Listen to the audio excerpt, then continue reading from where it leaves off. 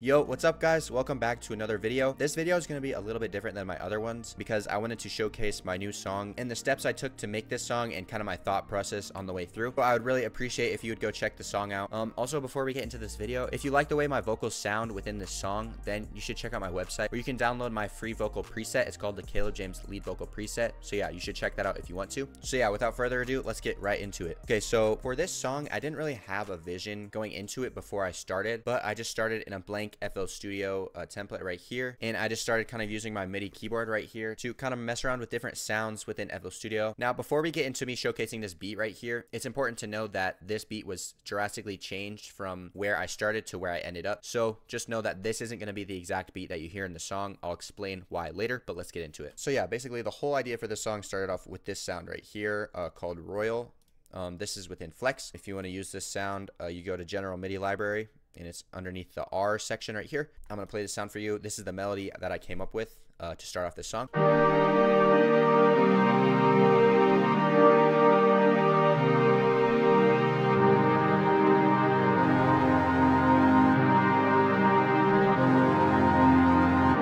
So as you can see, so simple right here. In the first 4 bars right here, it's literally only 3 notes. So this E flat right here plays through the entire first 4 bars. So it just goes up to the G and then down to the C. And then it goes down to A flat. So yeah, that's basically the first main melody that I used within this song. Super simple again. And this kind of proves right here that simplicity can be good sometimes. You don't always have to go super complex with your melodies. Okay, now my order of adding things was kind of a little bit shambles for this song.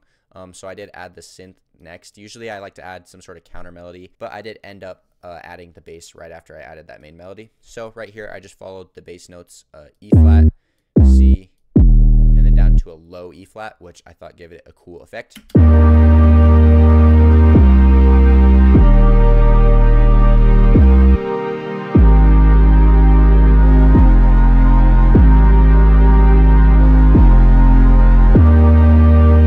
Kind of building on that main melody right there with a cool bass. The sound I used for this was the 808 synth blasted within Flex again, under the mobile tuned 808 bass section. I also did turn the cutoff down quite a bit to get rid of some of the high end. So if you want to use these settings for the synth, those are them right there. Next, I added this kind of cool sound right here. This is one that I found in Citrus. It's just a lead right here, but I knew that I needed some sort of counter melody to add to this main melody right here. So to layer on top of everything, I added this cool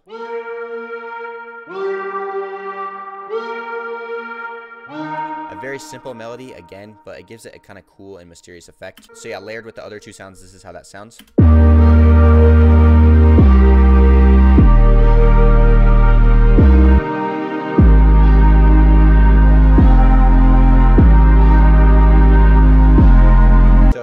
Just background noise right there, but it gives it a really cool tone to the beat. And again, I loved the simplicity of it. Next, I added this cool second part to the bass right here. This was heavily inspired by What Went Wrong by the Kid Laroi, which the beat was produced by Benny X. A very good beat and a very good song overall. If you haven't heard it, go listen to it. But yeah, anyways, this was inspired by a certain part of that song where the bass kind of goes on a run. So I added these 4 notes right here to give it some flavor.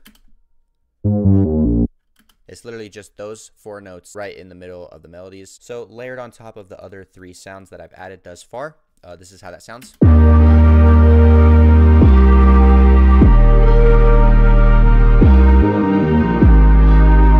That's literally all that is right there, but it gives it a really cool effect. And then I just went on with the drums. So I added a clap, a very simple clap right here. This is the house clap one in the drum section over here under packs. I think it was maybe drums more audio. Yeah. So you go over here on the left, go drums more audio, and I think it was the house clap one right here. Yep, so very simple clap pattern right here. The only thing that was unique about it was I added an offbeat clap right here towards the end of the 8 bars.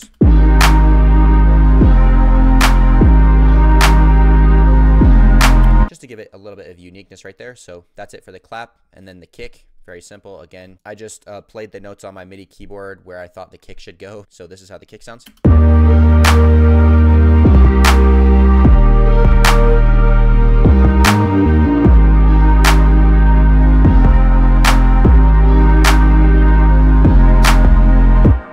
simple kick right there, and this is the attack kick 28. So it's in the same section as the claps were, but instead of going to claps, you go to kicks right here, and it is the attack kick 28. So that would be this one.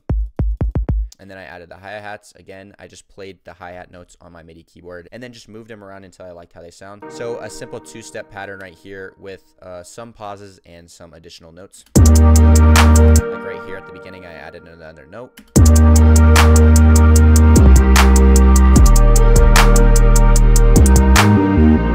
And where those bass notes came in that I added before, those 4 notes right here that I added with the creeper drone, I think I forgot to mention those bass notes I added were the creeper drone within Flex. But where those 4 notes come in, I had the hi-hat stop right here. So I thought that gave it kind of a cool effect. And then lastly, I just added a simple rim right here, kind of used as a perk just to fill out the drums a little bit more. But this is how that sounds layered on top of everything.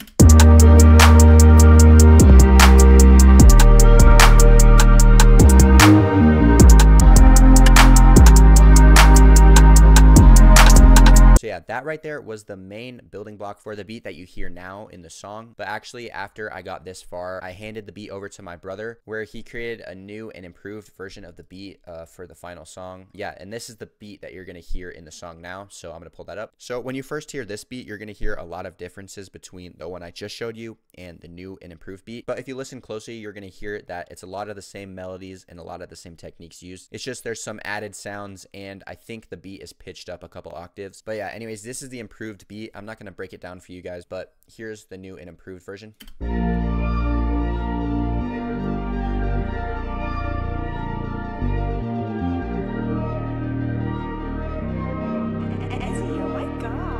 So as you can hear, there are a lot of new sounds there, including those high counter melodies, and the beat is also pitched up, but it's the same main melody, and also the bass notes are the same in the middle there. But yeah, anyways, moving farther into the beat, this is how the drums are going to sound.